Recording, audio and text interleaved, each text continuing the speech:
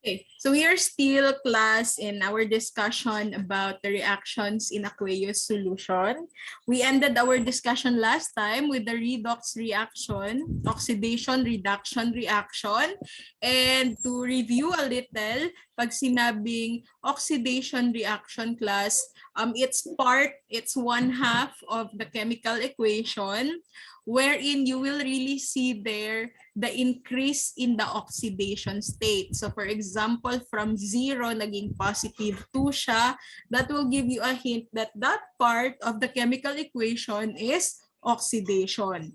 So when you say oxidation, there is loss of electron, merong nabawas na electron, that is why nag-i-increase ang kanyang oxidation state. Pwede siyang maging more positive or pwede rin naman kung negative siya, pwede siyang mag-increase lang, hindi siya totally maging positive, pero nevertheless, there is an increase in the oxidation state. Now, the reduction is the complete opposite of oxidation. There is decrease in the oxidation state. Example, from positive 1 naging 0, or from positive 1 naging negative 1 siya. So that's how you know, class, na ano yan siya, part siya sa equation na reduction. So do not forget our mnemonics Geroa and Leora. Geroa is gain of electron, reduction. So merong gain of electron sa reduction. That is why bumababa ang oxidation state niya kasi mas marami na ang kanyang electron. Now, kung sino yung ang nag-undergo ng reduction class, siya yung oxidizing agent. So if you have time, you can review our discussion last meeting. I think I have already provided the links in your Schoology, but since you cannot open the Schoology, let's just wait for those portals to open. Then the Leora is loss of electron, oxidation. So kung sino yung nag-lose ng electron, siya yung oxidation, and siya yung nag-undergo ng oxidation, pero siya yung reducing agent. So we ended our discussion in the following examples here, but this is done in the laboratory. The first one here, yung A, is the reaction between the zinc metal and the copper sulfate. So this one is an example of a redox reaction wherein you can see that zinc plus ano mangyayari kay zinc dito? Zinc will be let's see the equation here. Palaki ko. This is actually the equation here. So si zinc ay mare-reduce and si copper ay ma-oxidize. So di ba in the original equation you have a zinc metal plus the copper sulfate. Baliktad pala. So zinc here will be zinc sulfate. Kasi ano ito, single replacement reaction, and copper will be displaced. So if we look at their oxidation state, di ba ang sabi ko sa inyo, kapag ka ang metal ay hindi nakakombine sa other element just like this one, ang kanyang oxidation state ay 0. Pero pag nakakombine na siya like this one, meron na siyang oxidation state, either positive or negative. But this time for copper, it's positive 2. How did I know na positive 2? Kasi wala siyang subscript dyan. And if you look at your index cards, sulfate is negative 2. So para maging equal to 0 yan, syempre copper has to be positive 2. Now, in the products, you will see there that copper will lose its color kasi na-oxidize siya, na-reduce siya, baliktad pala. Na-reduce siya class here into 0. And then, si zinc naman ang na-oxidize kasi magiging positive 2 na siya here for zinc sulfate. Kasi remember that sulfate is negative 2, and since you cannot see any subscript there except for the subscript for sulfate, then walang crisscross na naganap, and that since 0 dapat yung compound, magiging positive to si zinc. So if you will look at it, sorry nalampas. Okay. Ayan, from 0 class, naging positive 2 siya, and nag-increase. So automatic class, pag nag-increase, wala ka nang ibang iisipin dyan, automatic oxidation na yan. So this part here is the oxidation. And this one naman, from positive 2 naging 0, so nag-decrease siya. So automatic din, this one here is the reduction part of the equation. That's how you know saan na part ang nag-oxidize, saan na part ang nag-reduce. But wala, one cannot exist without the other. Ha? Kung may oxidation, always talaga yan siyang merong reduction. So kung i-ask kayo which part of the which among the reactants ang nag-undergo ng oxidation, syempre it's zinc, okay? So again, if the question goes like this, which among the reactants undergoes oxidation? That's zinc class. But if it is asking for the one that is reduced or the one that undergoes reduction, it's the copper, or to be exact, it's the copper sulfate. But if you are asked which among the reactant is the oxidizing agent, so go back with our mnemonics, Geroa and Leora. So oxidizing agent, reduction. So yung nag-undergo ng reduction class, si copper sulfate, siya yung ating oxidizing agent. Ang nag-undergo naman ng oxidation, siya yung reducing agent. So this one undergoes oxidation. So this is also the reducing agent. So yun yung magiging possible na mga questions for the redox reaction. Any question about this? Nag-review lang ako for this one. Hindi naintindihan. Na-subtan na, so mag-quiz na taugma. Ask question if you are confused about something. Now for the second group of beakers class in the illustration in the previous slide, you will see there the copper reacting with silver nitrate. So again, copper, hindi siya nakakombine with other elements. So this is 0 here. And silver nitrate, look at your index card. Nitrate is -1. So definitely silver is +1. Okay, kasi wala tayong criss-cross na naganap dyan, wala kang subscript. The 3 here is for the nitrate mismo. Now, on the product na side, pag nag-react na silang dalawa, si copper ay magiging +2. As you can see in the subscript here, merong naganap na criss-cross. So if we reverse the criss-cross, the 2 here is coming from the copper. Now since silver is being displaced and wala na siyang kapartner, magiging 0 na siya dyan. Okay, so if you look at it, copper will become +2. So tumaas class yung oxidation state niya, di ba? Pag tumaas, automatic, that is oxidation. So this part here is the oxidation. And ito naman from +1 naging 0. So automatic ito naman yung reduction. Okay, that's how you know now which part of the chemical equation undergoes oxidation and reduction. Now if you are asked to identify the reducing and the oxidizing agent, please use the mnemonics. So, sino yung nag-oxidize? Si copper. So, kung siyang nag-oxidize, siya naman yung reducing agent.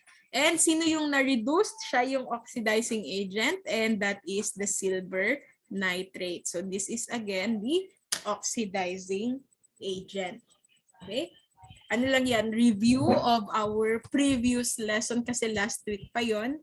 Baka nakalimutan na. So mag-quiz jud ta ugma, kay pag dili ra ba ko mag-quiz, dili mag-study. Okay? So please study.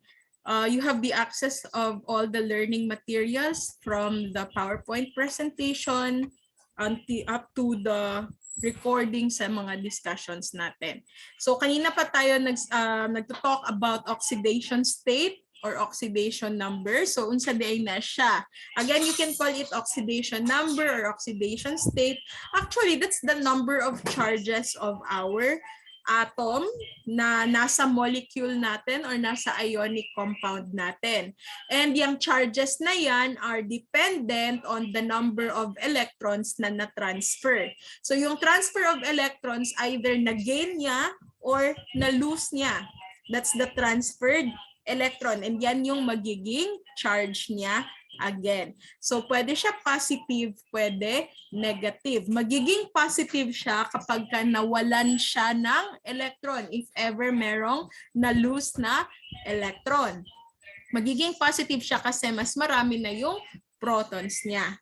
But magiging negative siya if the chemical entity, the compound or the atom gained electron. So nagiging negative siya kasi nga mas marami na ang electron niya kasi nag-gain siya. That's how we know, class, whether the element or the compound has been oxidized or reduced. Now, meron tayong rules in assigning our oxidation number. Ito yung susundin natin sa pag-assign ng oxidation numbers ng ating elements. Nasabi ko na to kanina and even last week na if free element siya, what do I mean by free element? Uncombined, meaning kanina yung copper or yung zinc, uncombined siya with other atoms, free element ang tawag doon.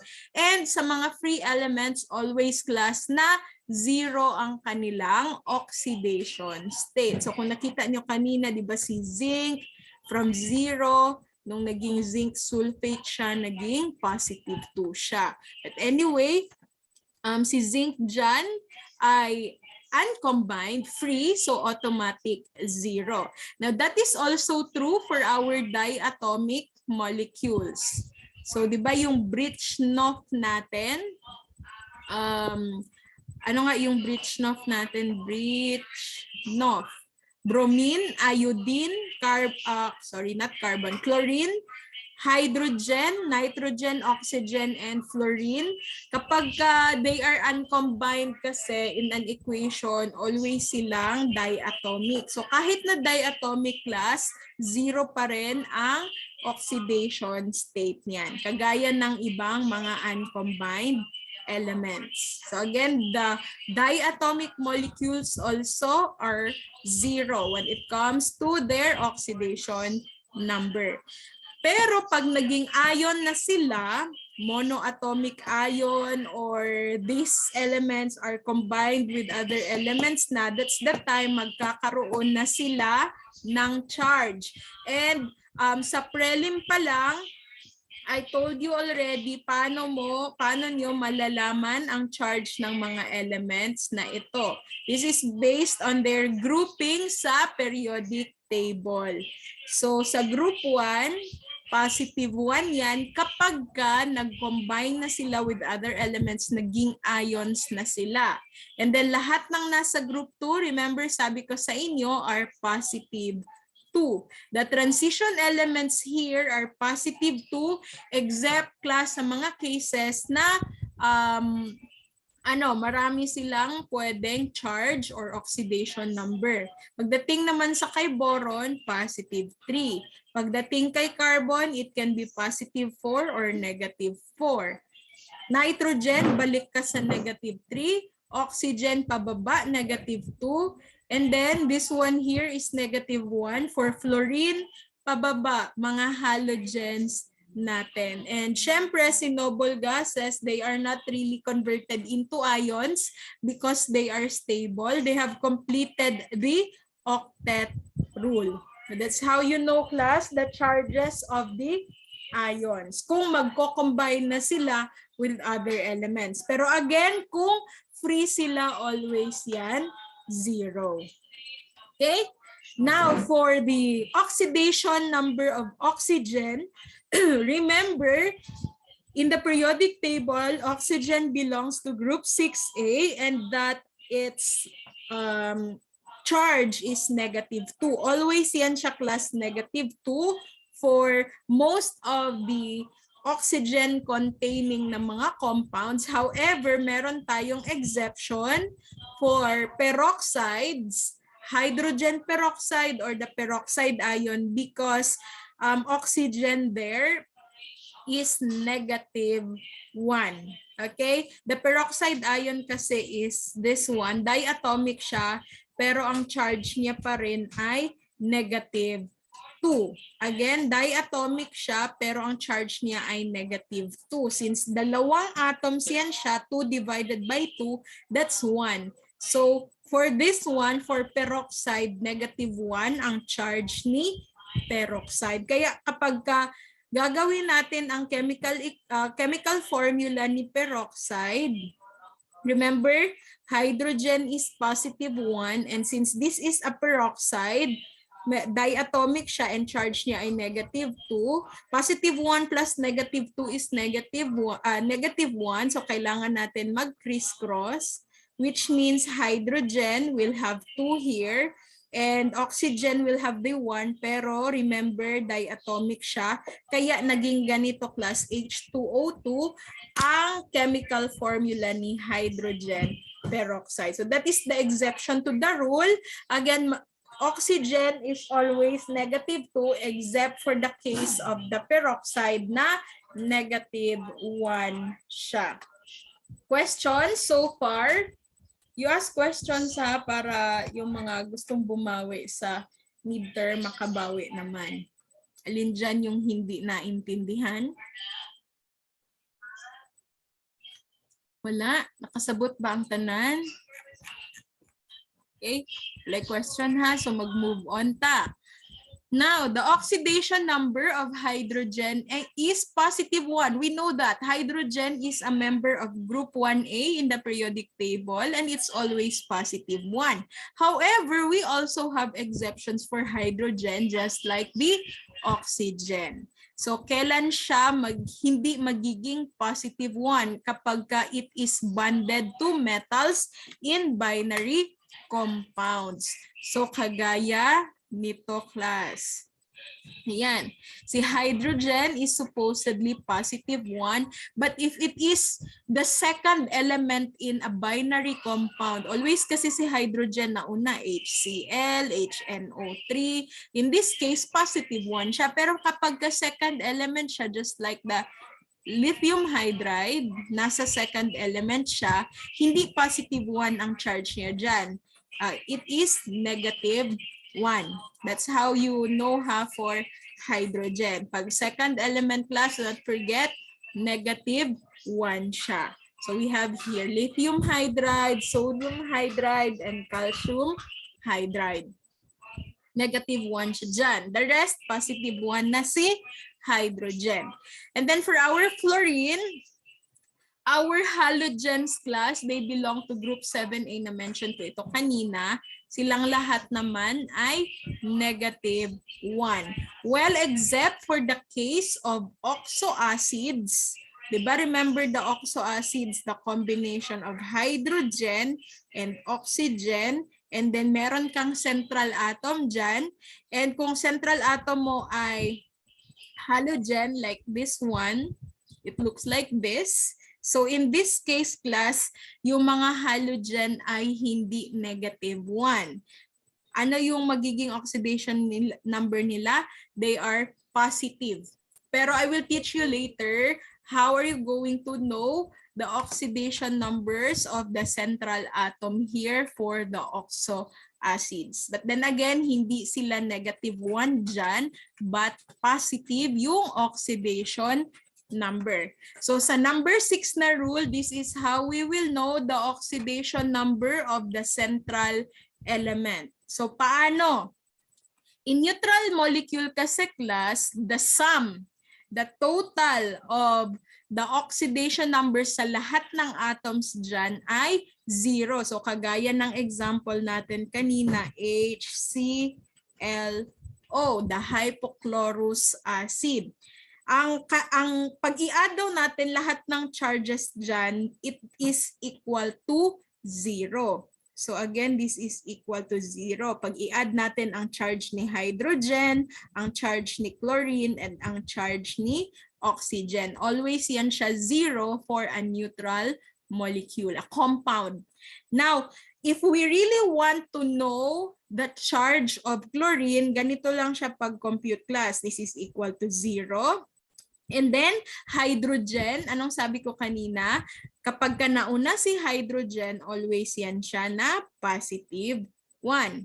And then, here we don't know, class, the charge of chlorine. Kasi chlorine is supposedly negative 1, but since it is a central atom for the oxoacid, dapat positive. Pero anong specific na oxidation state? So, atin siyang i-compute. Plus class, oxygen. So si oxygen, 'di ba, it belongs to group 6A in the periodic table and ang charge niya ay always negative 2. So ang gagawin natin, class, i-add lang natin sila. So positive 1 plus negative 1 is, pila na siya? Siyempre, negative 1 plus the chlorine, and this is still equal to 0. Now, anong gagawin? This is plus here, addition. Diba sa addition and sa subtraction, we do transposition. So para maiwan si chlorine dyan, ita-transfer natin si negative 1 sa kabila. And pag ita-transfer na natin siya sa kabila, diba mag-change ang kanyang sign, magiging positive 1 na siya. So pwede na nating i-disregard si 0. Anyway, 0 naman pa rin siya. So definitely, class, for hypochlorous acid, the charge of chlorine there is positive 1, not negative 1. That's how you know the oxidation state of a central atom. Questions about this? Kasi wala kasabot. Kay hatagan ta mo og next example. Next example or mag-move on ta? Next pa, ma'am. Next, Ansa? Sa pa kay other example po. Okay, sige, let's have another example. Example in the case of this one. The bromic acid. The bromic acid, HBRO3. Now, di ba, bromine is a halogen. Now, supposedly, halogens are negative 1. But bromine there is a central atom. Again, it's a central atom. And kapag ka-central atom siya, automatic, hindi negative 1 yung kanyang oxidation state. So, i-compute natin. Paano natin i-compute? Again, our formula is, i-add natin lahat ng charges ng lahat ng atoms na nandyan. Pero take note na meron tayong tatlong oxygen. Again, meron tayong tatlong oxygen. And always, if this is a neutral molecule or a compound, always 0 ang kanyang sum ng lahat ng charges. So, next step is to substitute the charges of the elements na known. Like si hydrogen, always naman na siyang positive 1 kapag ka nauna siya. Pero pag nasa huli siya in the binary compound, yung dalawang elements lang talaga, negative 1 siya. Okay? Now, si bromine, yun yung hinahanap natin. Kasi sabi sa rule, supposedly, negative 1 siya, pero central atom siya, so hindi siya negative 1. Kaya hahanapin natin. Now, do not forget these 3 here, indicating, class, na meron kang tatlong oxygen dyan. Kanina sa HClO, wala tayong coefficient, wala tayong subscript, kaya wala tayong minultiply. Okay? HClO, isa-isa lang kasi sila. This time, for bromic acid, tatlo kasi ang oxygen. So, kailangan mo siyang i-multiply. And oxygen, remember, is negative 2. Always siyang negative 2. Except for the case of peroxide. Pero hindi naman ito peroxide, so negative 2 siya. And this is still equal to 0. And then, we will just simplify and we will just add everything. This is still positive 1 here, plus the bromine. Then, positive 3 times negative 2, this is, syempre, negative 6. This is still equal to 0. So, Positive 1 plus negative 6 is, syempre, negative 5 plus the bromine, and then this is equal to 0. Now, anong gagawin para alam natin yung charge ni bromine? Syempre, magta-transpose tayo. Ililipat natin siya sa kabila. So, bromine now, pag nilipat mo ito sa kabila, mag-change yan siya ng charge. So, positive 5. Actually, may plus 0 pa dyan siya. Pero since 0 naman na, so automatic positive 5. So, bromine here, class, ang oxidation state niya ay positive 5. So, yun yung sinasabi na for oxo acids, the halogens become positive. Hindi na siya negative 1. And that's how you compute for the oxidation state of bromine. Okay, so that is also true for other na elements, not just with the halogens. For example, phosphoric acid. Ayan, this is for phosphoric acid, right? Now, if we want to know the charge of phosphorus here, ganun pa rin yung gagawin mo. Ganun pa rin. You have 3 hydrogens there plus the phosphorus. Plus, meron kang 4 na oxygen, and this should be equal to 0 pa rin. Kasi, ano naman siya, neutral na molecule or compound naman siya. The next thing is, you just substitute. Hydrogen is always positive 1.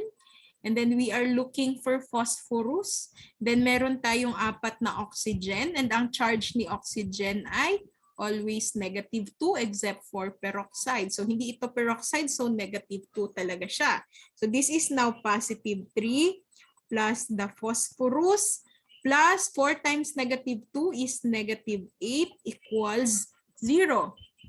And then let's add positive 3 plus negative 8 is negative 5 plus the phosphorus, and this is still equal to 0. And then we have to transpose to get the final charge of phosphorus.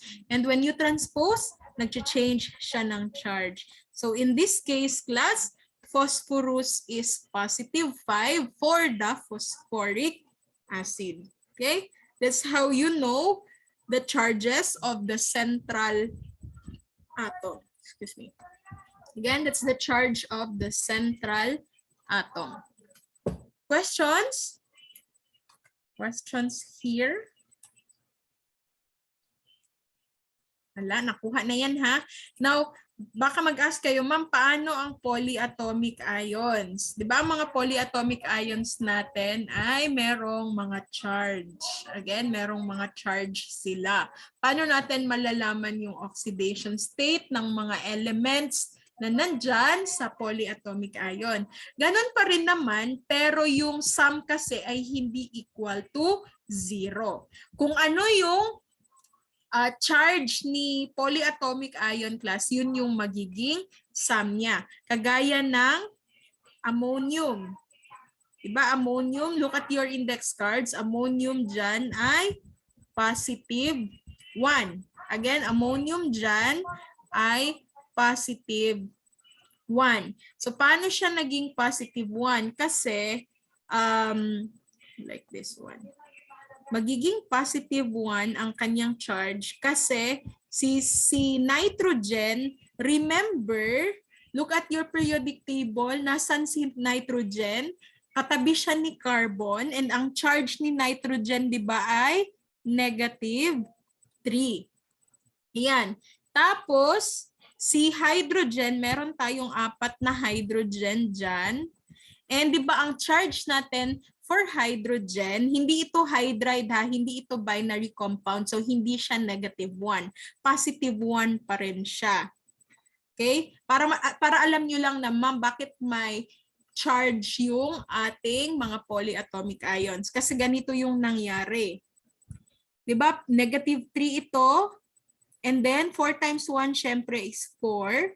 So, negative 3 plus positive 4 is positive 1. Kaya class, si ammonium ay merong charge na positive 1. Yan yung nangyari. Bakit meron silang charge? Okay, sobra kasi. Sobra, hindi siya equal to 0. Kailan i-apply yung diatomic na breach, no? Sa chemical equation natin, example, magnesium plus oxygen. Ayan, si oxygen is included sa diatomic molecules na breach, no? And kapag hindi sila nakakombine with other elements, like this one, soloflite si oxygen, that's the time meron siyang 2 sa baba na subscript. And then, ang always charge ni Britchnov, ni diatomic molecules natin ay 0. Pero pag nag-combine na siya, like magiging magnesium oxide na, hindi mo na ilalagay yung subscript dito kung hindi naman kailangan. And hindi na 0 yung kanyang charge here. Negative 2 na. Kasi magnesium is positive 2. That's when you apply the diatomic molecules na Britchnov. Okay? Pero sa mga polyatomic ions again, like si OH, si hydroxide, di ba si hydroxide ang charge niyan ay negative 1. Paano naging negative 1? Kasi, remember, oxygen ay, let me do this. Remember, oxygen class is negative 2 and hydrogen is positive 1. So, negative 2 plus negative 1 is negative 1. Kaya si hydroxide may charge na negative 1. Mga polyatomic ions. That's the reason why they have their charges. So, I hope that is clear. Okay? Now, the oxidation numbers do not have to be integers. So, ang nakikita kasi natin most of the time, whole number yung ating mga charges. Pero meron naman kasing mga cases na hindi whole number. Kagaya ni oxygen called the superoxide. Hindi sila magkaparehohan ni peroxide. Oxygen class, kapag diatomic molecule siya, ang charge nito ay 0. Pero kapag naging ion siya, oxygen ion or the oxide, ang charge niya ay negative 2. This is the oxide here. This is the oxygen. Now, kung naging peroxide siya, na-mention natin kanina, peroxide is like this. Ang charge niya ay negative 2 pero dalawang atom. So mahuhulog pa rin yan siya na negative 1.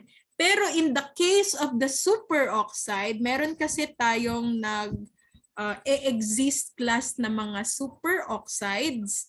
Ang superoxides naman ay dalawang atom pa rin ni oxygen pero negative 1 lang ang kanyang charge. So mahuhulog na, since dalawa yan sila, negative 1 divided by 2, mahuhulog na negative 1/2 talaga ang totoong charge ng isang atom. So yan yung ibig sabihin na hindi naman most of the time whole number yung charge.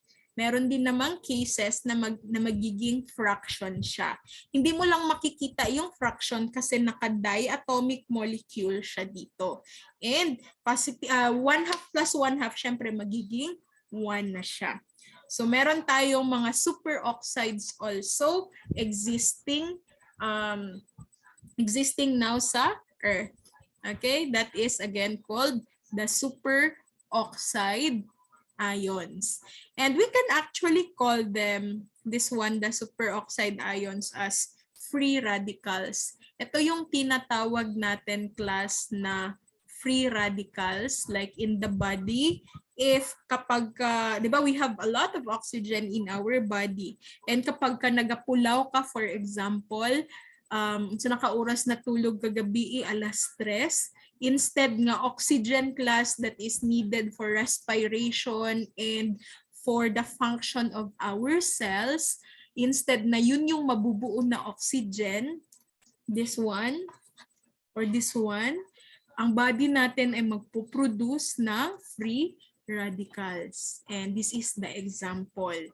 Hindi na siya negative 2 na oxygen. instead -1.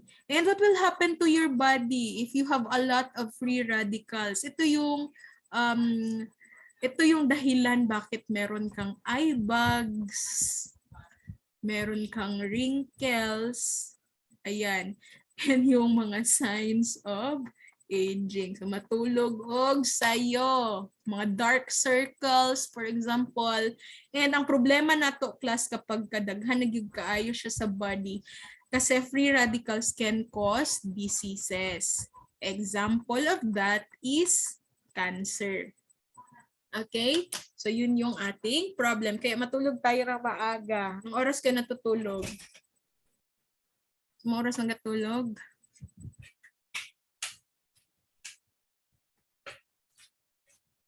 Alas 2, grabe. Nagunsa na mo. React po, grabe.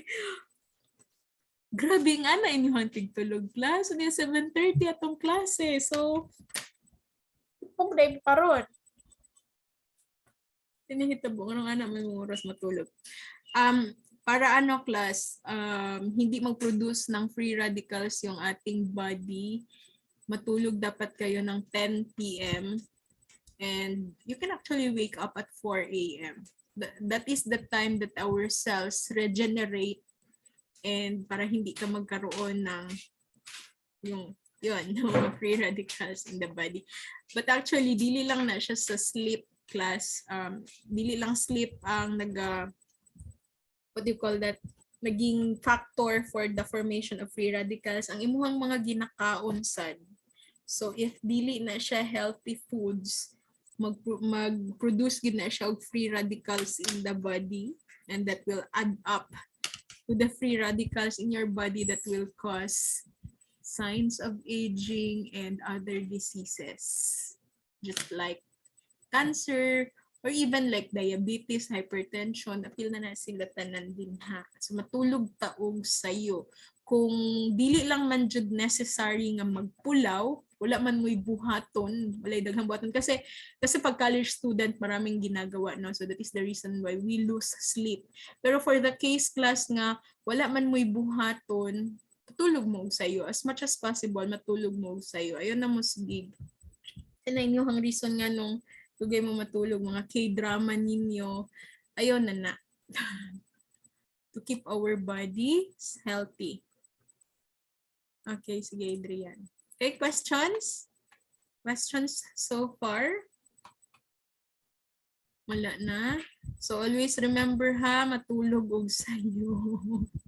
Tabang mga langit nga nung alas 2. Ako pag maabdan ko og either alas 2 or alas 3 nga matapak ko, kahila ko na ko ana. Kahila ko na kung anong dili ko makatulog.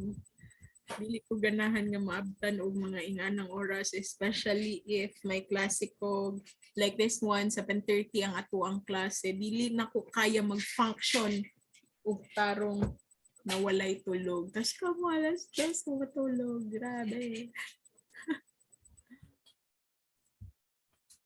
Kung ako ang college class, kay dili pud ko maabtan og inganang oras mag-study. Nag-study ko pero pinakadugay alas 12.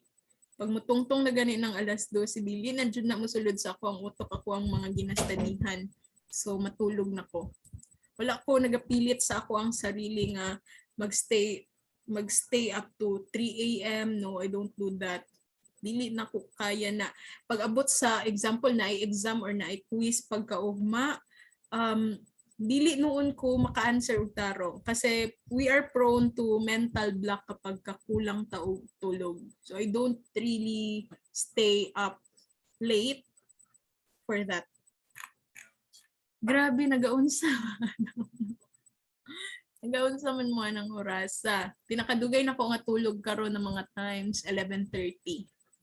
Pag tungtungan ng 11:30, marag makahilak na kung anong dili pa ako makatulog. Okay? So, please practice it na matulog. Tung bata bitaw tas gitag patulogon sa tuong mama. di ta matulog karon nga gusto ta matulog niya kay tungod daghan man tagbuhaton di na hinuon ta katulog.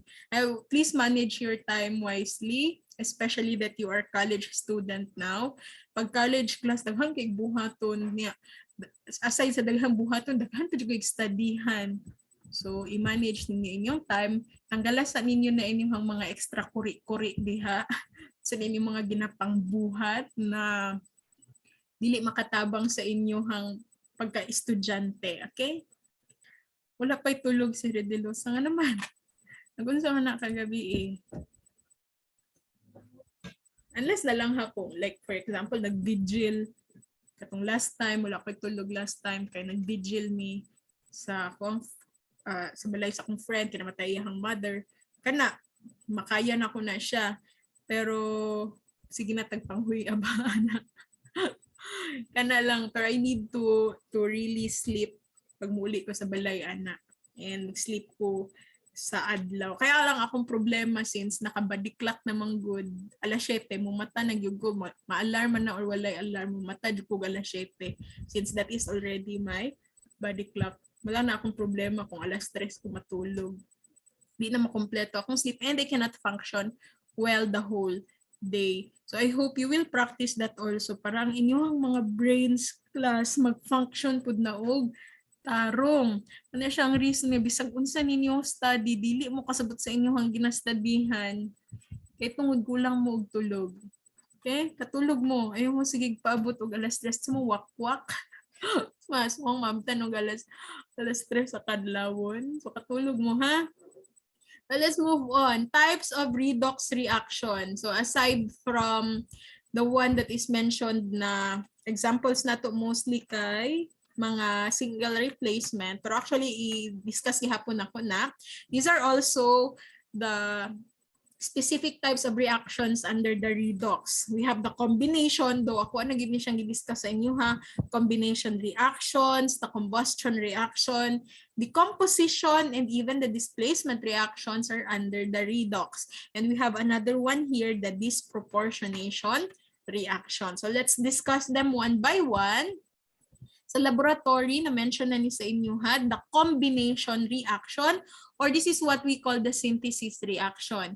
So sa synthesis reaction, two or more substances, it may be elements na mag-combine with each other to form a single compound or a single product. So just like the examples on the screen, you have there the sulfur combining with oxygen, so that will be burning sulfur in the air to form sulfur dioxide. So paano siya naging redox reaction? Remember, sulfur here sa reactant ay uncombined. So zero ang kanyang oxidation state. The oxygen also a diatomic molecule here, pero zero pa rin yung kanyang oxidation state. Pero pag nag-combine na kasi sila class, magkakaroon sila ng charge. So kanang red din ha, mao na ang charge niya. Sulfur, di ba? Sulfur is nasa baba ni carbon. So pwede siya positive 4, pwede siya negative 4, pero in this case, positive 4 siya. Okay? And then, oxygen here is always negative 2. So si sulfur naging positive 4, that is oxidation for you. Nag-increase ang oxidation number. And oxygen from 0 naging negative 2, nagbaba. So that is reduction. That is the reason why combination reactions are still under the redox reaction. Okay, that is letter A. Ito pag isunog nato si sulfur class, mahimo na siya og sulfur dioxide. So pag magsunog ta, always na siya class na oxidation. Oxygen ang nag-combine or nag-react with your original substance. So si letter B, wala lang siya chemical equation on the screen, pero itong letter B na yellow, kapag ka-i-burn naman natin si sodium with chlorine, it will syempre form the sodium chloride. So Na plus Cl will give you the sodium chloride. That's the picture class sa experiment na ginagawa sa laboratory. Bakit positive 4? Si sulfur. Okay. So this is here SO Remember sa periodic table, di ba carbon, boron, carbon, nitrogen, oxygen, fluorine, and the helium here. Diba ingon ko sa inyo positive 4, positive 3 ni siya. And then carbon can be positive 4 or negative 4. And nasa baba ni carbon si sulfur. So pwede siya positive 4, pwede siya negative 4. Pero in the case of sulfur dioxide, since nauna siya dyan, it's the first element. And remember that the first element is always class the positive 1. So siya ang positive 4 dyan. Ito, negative 2. Pero anong nangyari? Bakit SO2? Bakit hindi siya S2O4? Kasi di ba i-add man na nato sila, positive 4 plus negative 2 is positive 2. So dapat mag-criss-cross. So pag criss-cross nato na S2O4, pero gina-simplify manggod nato na siya class. Again, gina-simplify nato, murabag nagkuha ta og empirical formula. So pagkuha nato sa empirical formula, we will be looking for the common factor nila. And syempre that is 2. So 2 divided by 2 is 1. So naging S na lang siya. 4 divided by 2 is 2. Kaya naging O2. Kaya ito yung ginagamit natin na chemical formula for sulfur dioxide. Pero positive 4 talaga si sulfur dyan. Did I answer your... silicon di. Not the sulfur, no? Silicon di na sa baba ni carbon. Wala mong periodic table here. Let me check.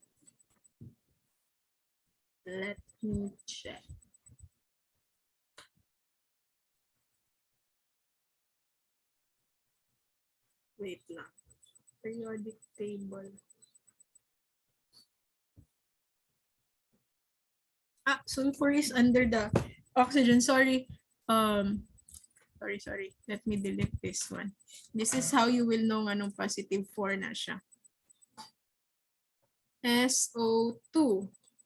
Katong akong gitudlo sa inyo na paano magkuha og oxidation state ni halogen, na this will be equal to 0, and this is sulfur here plus the oxygen, duha ka buok ang what do you call that, oxygen na 2, and i-multiply nato siya sa iyahang charge nga negative 2 para makabalutag unsay charge ni sulfur. And then this is 2 times negative 2 is negative 4. So this is equal to 0. And then i-transpose nato siya sa pika. So S will be positive 4. That's how you know na positive 4 si sulfur. So my bad, silicon din ang nasa baba ni carbon. So sulfur here is positive 4. That's how you know, class, na positive 4 siya. Did I answer your question? Okay na? Sige. So kaya siya naging positive 4. Okay? Now, another example is aluminum reacting with bromine. Inside the laboratory, this is how it looks like. Ayan. Pag aluminum, tapos ipa-react natin siya kay bromine, mag-form na siya aluminum bromide. So, ang iyahang equation po, you have aluminum there, and combining with bromine. So, di ba, bromine is included sa diatomic molecules mo na siya nga na siya 2 din nga subscript. Pero pag mag-combine na sila, ang instruction sa inyo, please do not copy the subscript kasi kung mag-form ka o chemical formula, you always go back sa ilahang charges. Like this one, aluminum is positive 3, bromine is negative 1. So, if we do the crisscross, ayan, dili jud 2 class ang subscript. Dili gini mo na siya kapihon. 3 ang subscript ni bromine for aluminum bromide. So this is still an example of a synthesis or a combination reaction. Pero, ano siya? Under gihapon siya sa redox. Nganong under gihapon siya sa redox? Si aluminum, since that is uncombined here sa reactant, ayan, 0 siya. Pero pag abot sa product, nahimo siya positive 3. So this part here is still oxidation. And si bromine from 0, nahimo siya negative 1. Nagbaba iyahang oxidation state. So this part here is the reduction. So that is the reason again why combination reactions are still under the redox reaction. Okay? Under pa rin siya sa redox reactions. Questions? Wala. To summarize, class, these are the possible oxidation numbers of the elements sa ating compound. So, positive 1 kung nasa group 1, pero remember, meron tayong exception kay hydrogen, pwede siya mahimog negative 1. Tapos, sa mga nasa group 2 natin, they are all positive 2. Ang nasa group 3, positive 3, except for this one, kay na mga elements na either duha, tulo, upat, ang pwede, ang possible nila na oxidation number. Depende sa compound na form.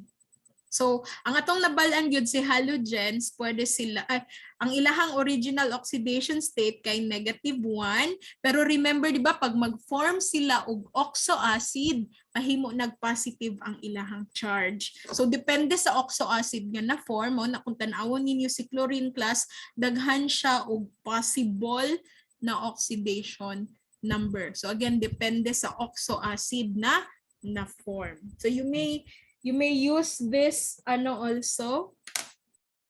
You may use this illustration para mag-guide ninyo sa mga possible na oxidation numbers sa ato ang mga elements. Kay murag daghan kaayo na sila o mabuang nataan ni og memorize. So pwede again ninyo siya gamiton. Wait lang ha, kay nag-chat sila. Sira gihapon ang aims. Okay. Sige, next we have also the decomposition reactions. So di ba complete opposite ni combination reaction si decomposition. Nga naman, you have there a compound and it will be broken down into 2 or more components. So pwede siyang elements, pwede gihapon siyang compound. So for example, we have here the mercury oxide. Again, the mercury 2 oxide. Magde-decompose siya into mercury syempre and the oxygen. So paano nato na siya ma-decompose sa laboratory class? Letter A, look at this. We will just place the mercury oxide sa test tube and then i-heat nato siya. That's how we decompose the mercury 2 oxide. So again, magre-release siya ng mercury, the liquid, and then the oxygen gas. Pero decomposition reaction siya, pero how does it become a redox reaction? So in this case, positive 2 si mercury, negative 2 si oxygen. Meron silang mga charges kasi they are combined with each other. Pero kapag ka nag-breakdown na, naging single element, syempre magiging 0 yung charge nila. So si mercury from positive 2 naging 0, bumaba yung kanyang oxidation state. So this one here is the reduction. Okay? This one here is the reduction from positive 2 nahimog 0. And then si oxygen from negative 2 nahimo og 0. Syempre nitaas na siya, class. Wala lang siya totally naging positively charged, pero definitely it's increased. Na-increase siya from negative 2 na himong 0. So this part here is the oxidation. So the decomposition reaction is still under the redox reaction. Okay? Now for letter B, this one naman, this is still heating here. If we want to decompose the potassium chlorate, KClO3, i-heat lang natin siya in the laboratory class. Magde-decompose yan siya into potassium chloride na solid. So ang maiiwan sa test tube na solid is actually the potassium chloride. And then mag-evaporate na si oxygen kasi gas siya. Magiging gas siya. Pero decomposition reaction pa rin ito ha. Hindi naman necessarily na talagang elements lang yung ma-form na product. Pwede din namang compound like the potassium chloride. Pero paano siya naging redox reaction? So if we look at this, actually potassium is still positive 1 here. And then, etong positive 5, si chlorine, paano nga ito kinompute? Diba? Pag nagko-compute tayo, this is equal to 0. You will have the potassium, the chlorine, plus meron kang tatlong oxygen. That's how you know na positive 5 siya. Pero for the sake na makita nyo lang, let's try to compute. So, syempre, potassium belongs to group 1A in the periodic table. So, positive 1 yan siya automatic. Chlorine is the central element. And then you have 3 oxygen. Oxygen is negative 2. And then this is equal to 0. So positive 1 plus Cl plus 3 times negative 2 is negative 6 equal to 0. Positive 1 plus negative 6 is negative 5 plus chlorine. And then we will transpose the negative 5, magiging positive 5 siya. Kaya chlorine again here is positive 5. Now, nung nag-breakdown na, we have now the potassium chloride. Potassium is still positive 1 there. Chlorine is negative 1. And then we have oxygen. Naging diatomic molecule siya and the diatomic molecule is 0. So if we look at it, si chlorine parehas lang naman. So walang oxidation or reduction na nangyari dyan. But for the chlorine, potassium pala yan. For the chlorine, we have positive 5 to negative 1, bumaba. So this part here is the reduction. And then si oxygen from negative 2 naging 0, tumaas. So this part here is the oxidation. So again, the decomposition reaction is still part of the or under the redox reaction. Now, do not forget to balance the equation ha kapag meron kayong nakita na equation tas hindi siya naka-balance. So another example of the decomposition reaction, we have the sodium hydride here, solid. And then actually pag i-heat mo yan siya, sodium will be separated sa hydrogen. Now hydrogen will evaporate as gas. So ang maiiwan sa test tube natin dyan during heating is si sodium. Solid siya. Pero redox pa rin kasi positive 1 si sodium dito. And since hydride ito, hydrogen is not positive 1. Instead, negative 1 siya. But pag mag-decompose na sila, sodium will become 0. Reduction ito. Kasi bumaba ang kanyang oxidation state. And si hydrogen from negative 1 naging 0, tumaas. So that part there is the oxidation. Okay? Questions so far about this? Still have time, right? Sige, let us continue because I still have time. Now, how about the combustion reaction? Combustion reaction kapag meron tayong susunugin. And most of the time, kapag nag-undergo ng combustion, that is between an organic substance. Organic meaning meron kang carbon sa formula and then reacting with oxygen. And always yan siya class na ang products will be carbon dioxide and water. So this is constant, carbon dioxide and water plus syempre your heat and your light. Yung flame mo na ma-produce during the combustion. This triangle is for the heat or the light.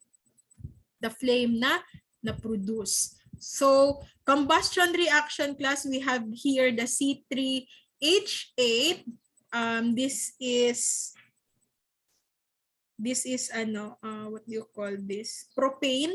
We call this propane kasi organic substance siya. Tapos pag susunugin natin, magre-react siya with 5 molecules of oxygen. And then again, hindi nagbabago ang products class. Carbon dioxide lang talaga yan siya. And water. So that is also true, for example, butane. Diba ang ginagamit natin magluto is butane, C4H10. C4H10, 4 times 2. Okay. C4H10, pag sunugin natin yan siya, kailangan talaga natin si oxygen. And wala kang ibang makukuha na products dyan. Carbon dioxide lang talaga yan. And syempre, your water. Okay, water. And then, syempre, yung flame na ma-produce. Ang kailangan nyo lang gawin is to balance the equation. Again, you just have to balance the equation. But this one is still a redox reaction. Let me check first kung anong mangyayari dito. This is 0 here. And this one, let me check first what will be the charges here. We have -2 ni siya diri. Carbon is +4. This one is +4 here. Carbon dioxide +4. This one is supposedly HOH, right? So hydrogen, hindi yan nagbago ang hydrogen dyan. You can just actually get rid of the heat sa dulo. Pwede namang wala.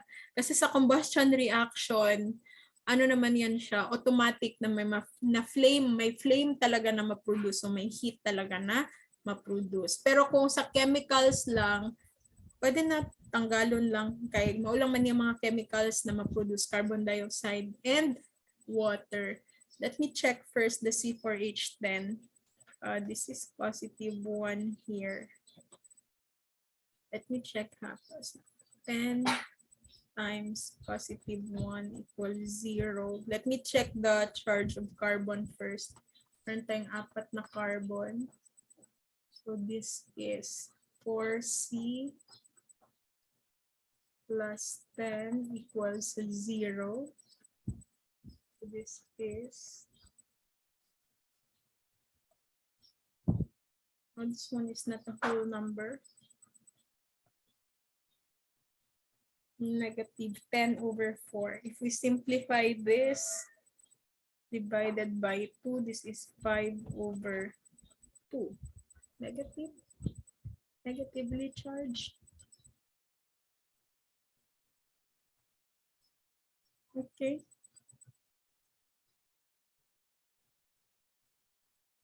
So this is negatively charged here. Dili lang na to siya, fraction na lang yun siya ha.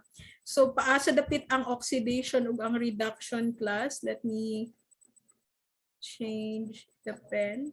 Negative to positive. So this is here, the oxidation na part, the carbon is being oxidized. And si oxygen from 0 naging negative to bumaba.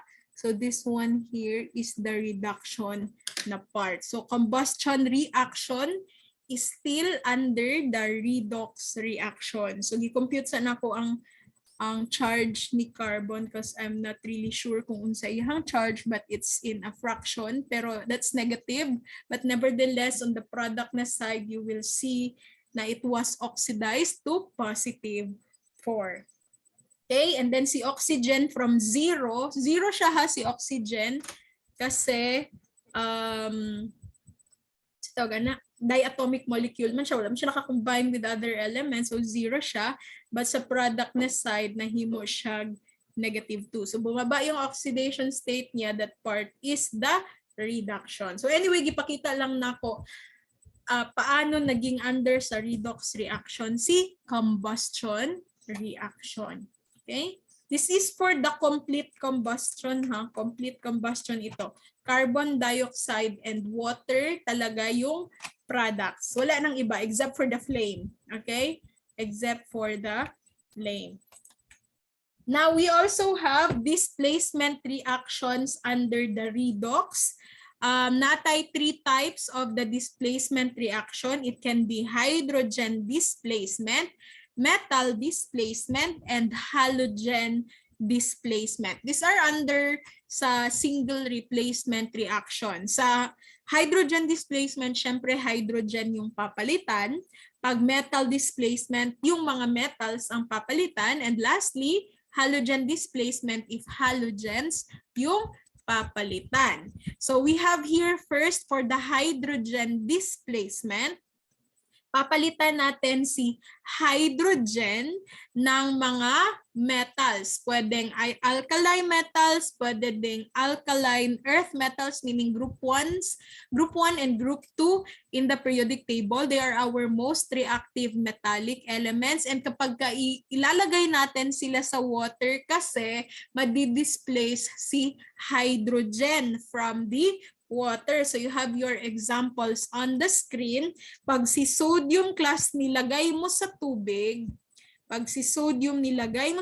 that's H2O. Pero for the sake class na maintindihan natin siya, mas maintindihan natin siya, gagawin kong HOH, si water.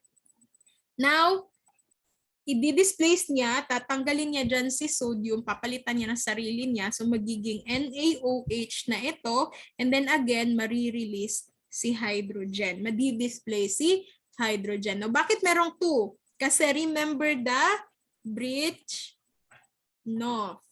Yung H dyan is for hydrogen na kapag hindi na siya nakakombine with other elements, magiging diatomic molecule siya. Ito yung tinatawag class na hydrogen displacement. Nevertheless, single replacement pa rin ito. Single replacement reaction. And take note, nagfa-follow pa rin ito ng activity series of metals. So, hahanapin nyo ngayon dyan si hydrogen kung saan siya nakalagay. And yung mga metals na nasa taas ni hydrogen, yun lang ang pwedeng pumalit sa kanya in any reaction. So again, nagpa-follow pa rin ito ng activity series of metals. So this one, sa laboratory ito ginagawa. You have there your cold water, syempre H2O. Sa letter A, ilalagay natin si sodium.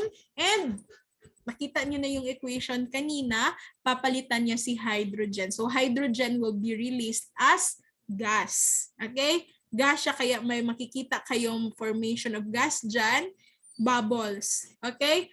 So ito naman is for calcium.